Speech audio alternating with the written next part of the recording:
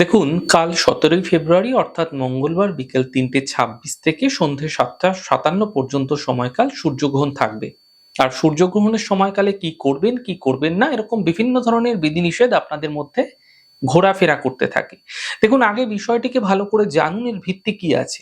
প্রথমত বলি, আমাদের এখানে যখন সূর্যগ্রহণ শুরু হচ্ছে ৩:২৬ থেকে সূর্যগ্রহণের মধ্যাবস্থা সময়কাল যখন চলবে, আমাদের ভারতবর্ষে সূর্য তখন অস্ত চলে যাচ্ছে।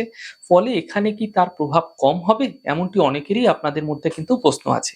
দেখুন, সূর্যগ্রহণ সমগ্র বিশ্বে যেখানেই দেখা যাক অথবা দেখা না যাক, তার প্রভাব কিন্তু সে পৃথিবী পৃষ্ঠে অবশ্যই ফেলে থাকে। কিভাবে এর প্রভাব আপনার জীবনে পড়তে পারে? যখন কোনো পুজো হয়, যখন কোনো বিশেষ তিথি থাকে, সেই সময়কালে আপনারা শক্তির আরাধনা করেন, পুজো করেন। কেন করেন?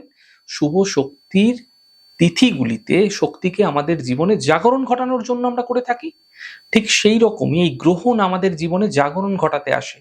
তাই এই গ্রহণ চলাকালীন যদি আপনারা মন্ত্র জপ করছেন, ধ্যান করছেন, মৌন থাকছেন, বিশেষ করে শুদ্ধ থাকছেন, সংযমী থাকছেন, সংযমীভাবে জীবনযাপন করছেন, এতে বিশেষ শুভ প্রভাব আমাদের জীবনের মধ্যে প্রতিফলিত হতে দেখা যায়। দেখুন, বর্তমান সমাজ ব্যবস্থা ভীষণভাবে কর্মকেন্দ্রিক। তাই আপনারা যারা যেকোনো কাজ করছেন, যারা চাকরি করছেন, ব্যবসা করছেন, তারা কি সেই সময় বসে থাকবেন? কোনো কাজ করবেন না? তা একেবারেই নয়। আপনারা নিজে, নিজে কাজে ব্যস্ত থাকুন। এতে কোনো বড় সমস্যা নেই। কিন্তু এই যে গ্রহণের যে সময়কাল, এই সময়কালে কোনরূপ অসংযমী জীবনযাপন করবেন না। এবং এই সময় চেষ্টা করবেন খাদ্য গ্রহণ না করার। একান্তই শারীরিক ক্ষেত্রে কোনো সমস্যা আছে, আপনাকে কোনো খাদ্য গ্রহণ করতে হবে, সে বিষয় কিন্তু সম্পূর্ণ আলাদা। আপনারা শুধুমাত্র ধার্মিক বিধিগুলিকে মেনে নিজের শরীরকে কখনো সমস্যায় ফেলবেন না। ধার্মিক বিধিগুলি আপনার শরীরকে, আপনার মনকে শুদ্ধ এবং সংযমী রাখার জন্য। শুদ্ধ এবং সংযমী মনকে রাখতে গিয়ে যদি আপনি আপনার মনকেই কষ্ট দিয়ে ফেলেন, তাহলে আপনি শুভ শক্তি গ্রহণ করতে পারলেন না।